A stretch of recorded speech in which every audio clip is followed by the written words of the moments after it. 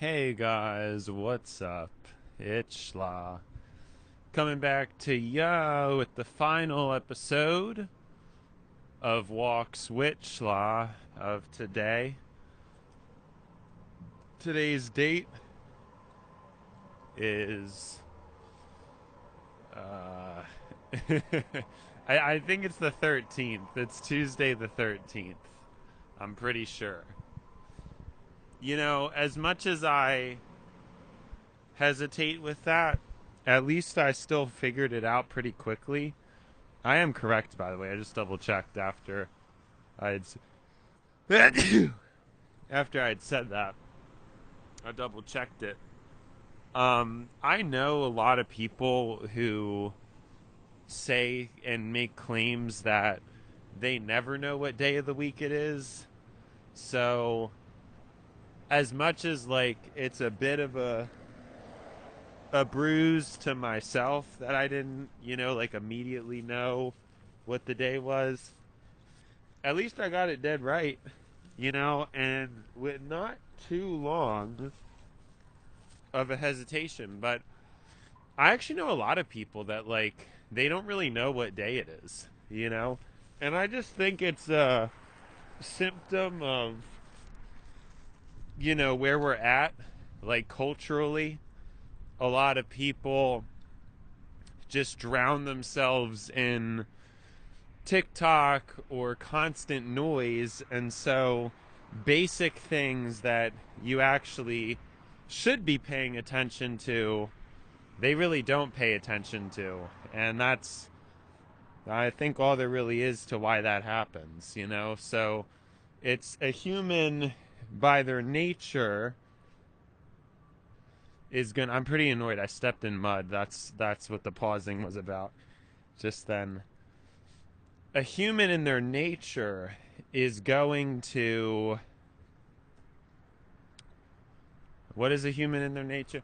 Humans by nature are already pretty negligent. They're distracted pretty easily. Hold on, I never started. Yeah, imagine if I said I never started the recording. No, I never started the workout. Yeah, that would be pretty meta. Oh boy. Yeah, I have to change that. Apparently, portrait orientation lock isn't on, and that kind of just bothered me. So, because when I went to turn the workout on my watch, my phone's was shifted, and so I'm gonna have to lock that. Of course, they can't be courteous enough to make it so it will portrait orient the opposite way, so I'm always looking at the time upside down when I record because the microphone plugs into the bottom. Anyways, so yeah, I mean, the human being is already a negligent species because if you really think about it, in the wild, there's not really much of a benefit to being careful about things. You're actually, if anything, from a survival standpoint, it's probably the more careless and haphazard humans who survived because you kind of get a benefit from being careless or haphazard in some ways. Like, if you see a delicious looking animal, for example, and you just kill it and eat it, you know, your genes probably would get passed on better than a human who sees a interesting looking animal and instead admires it and like just thinks it's nice, and then like doesn't want to kill it, but then that human might have ended up dying because they didn't have enough food to eat. So that's kind of what I feel like. I feel like the modern iteration of humans, there are a lot of these messy and sloppy traits from like prehistoric times that we just never really moved past. And then technology has the potential to help to accelerate people into like a a more modern mindset, but it also has the potential to actually keep people stuck in almost like potentially even more of a distracted and out of it mindset than they would have been if they were in nature, you know? But I feel like that's kind of the ultimate conclusion is it's just like from a survival perspective, so many humans like the good ones probably just didn't make it. So we're only remnants of what the good humans would have been. I mean, it would be cool to see my ancestors, right? It would be cool to see what my origin was. Was it a human who was just reckless and sloppy, and then, you know, down somewhere along the way, the lineage just became how it is now? I mean, I think it's interesting to consider or think about. It's sad that we don't really have that information. Someday we will, as things are becoming more and more permanent and documented, you know? Like, for example, if I ever had a child, then they would have a pretty in depth documentation of who I was, you know? But then again, they might be relatively ignorant, and if they don't go through the same recording and documentation practices that I'm going through now, and even now, I mean, it's fairly incomplete, you know? It'll only be the days when there's mandatory brain chips that, you know, things will be the lineage will truly have like a permanent origin that you can look back and, oh yeah, this guy, you know, let's see what he did on this day in his life, you know, and everything will be monitored and tracked. It'll be beautiful. You know, I'm obviously being a little bit sarcastic because I know me saying that is inflammatory because it's like, you know, nobody wants it. I actually think it would be because I'm sure that there's some people out there like me. Like there has to be somebody. I mean, I know it's like a really small percentage of humans, but I'm sure there are some people that just wouldn't really care if things were tracked or not because they're confident with themselves and, you know, like it is what it is. I mean, we all have our flaws. We all do things that are weird or stupid, and it's just that is what it is, you know?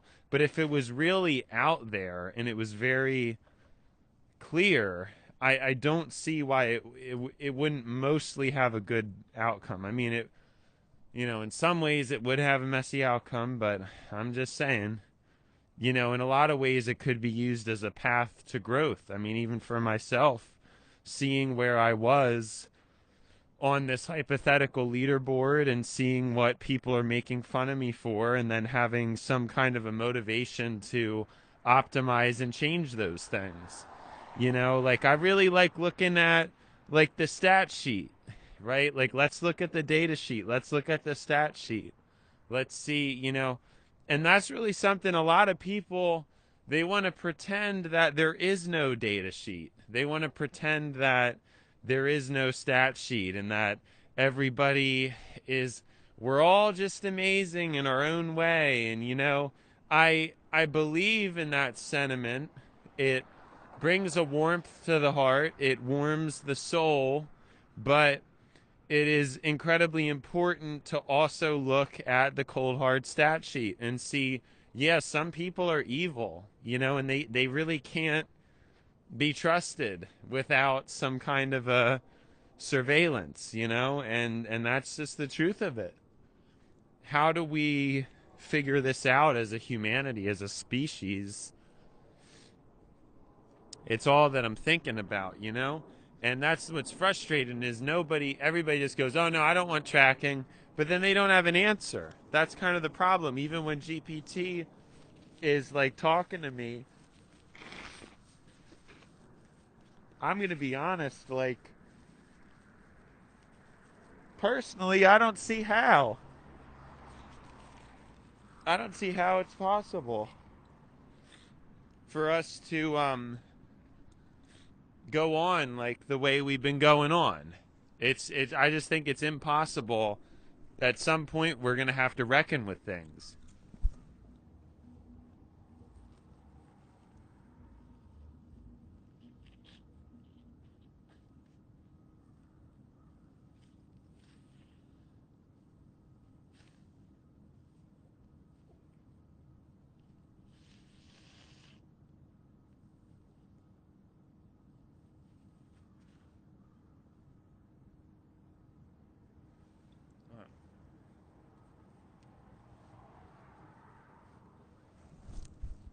All right, very sorry.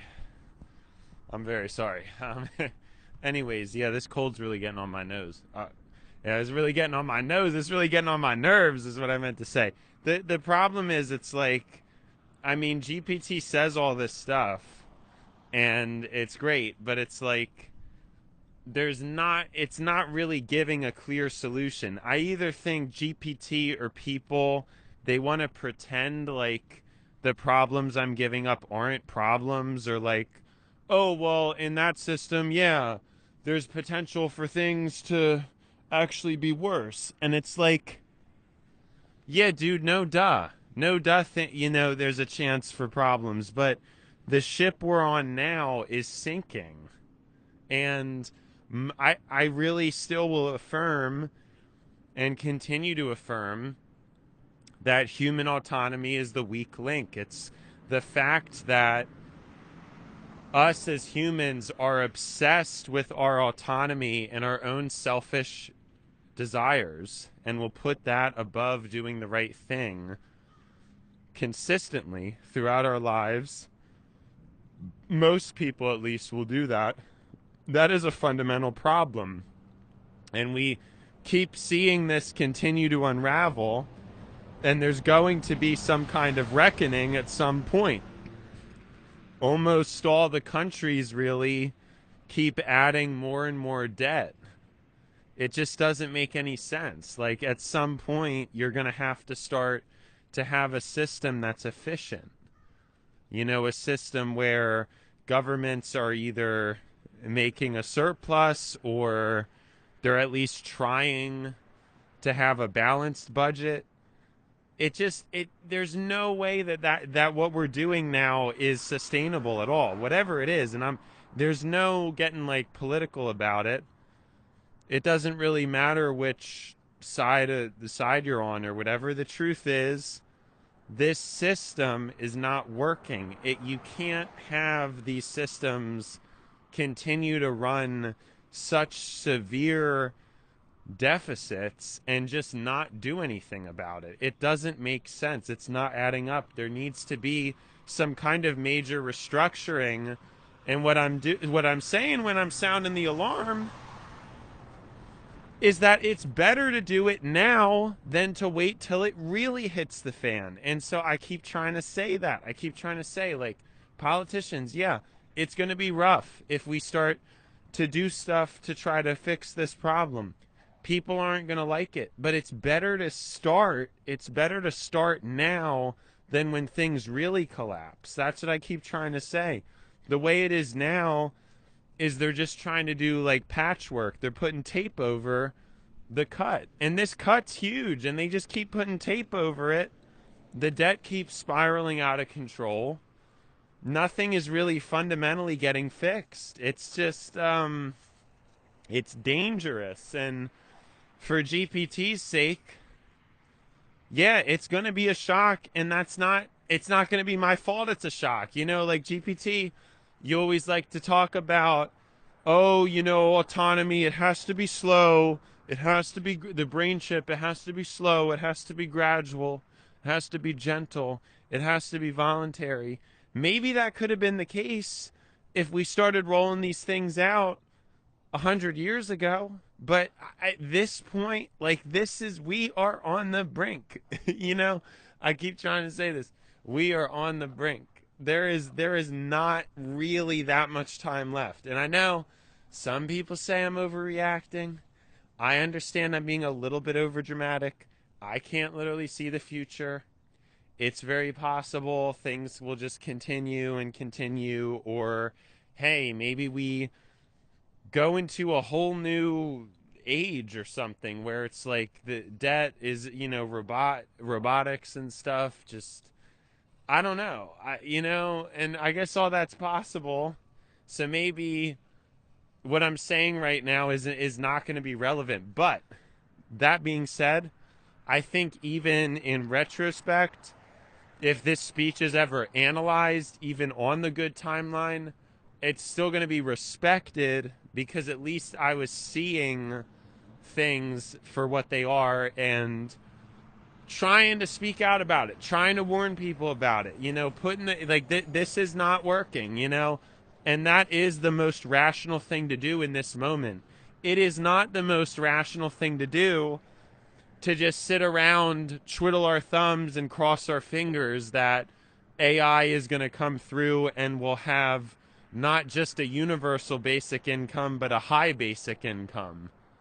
I just don't think that's wise. I mean, if it works out, that's good, but that's not what we should plan for because we don't know if that's what's going to happen. You know what I mean? So that's why I think that I'm still going to end up being vindicated whether or not things play out like exactly like this.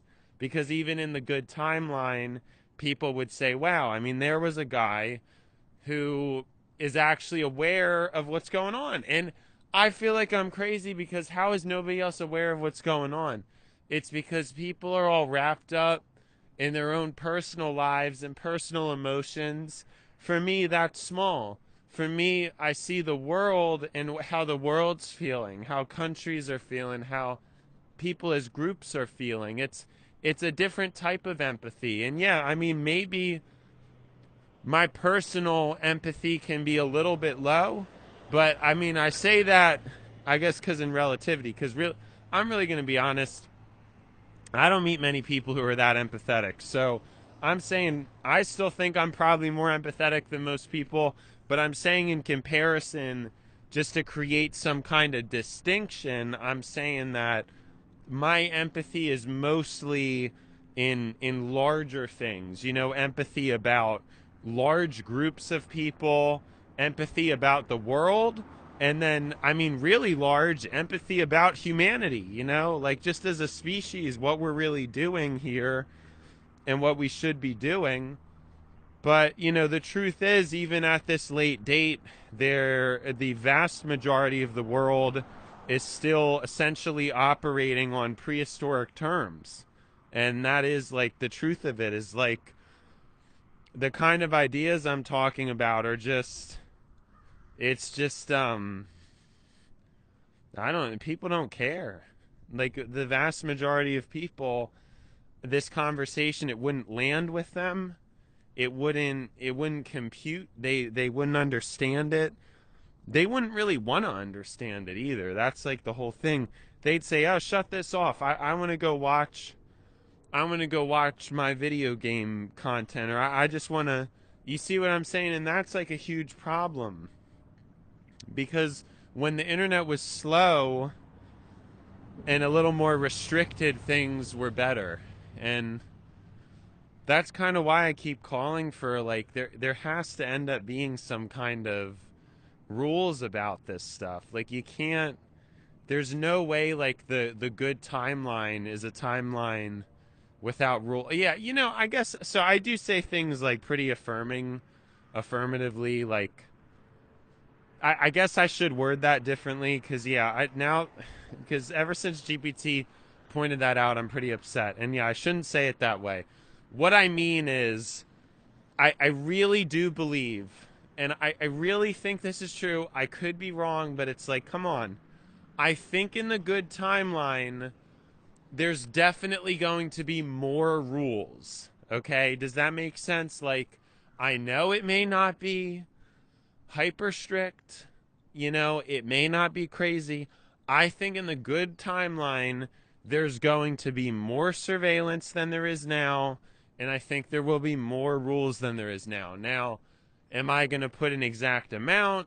I don't really know that, but I really think in order for humanity to be at its best, you have to have some kind of tracking, some kind of enforcement, and some kind of guidance. I mean, part of the problem right now is that there really is no role model. There is no clear role model to look after, and most role models and celebrities nowadays aren't even positive ones. You know, they're people who are self-absorbed and they don't really have good advice, and it's just not really good people who are having a positive influence on things, you know?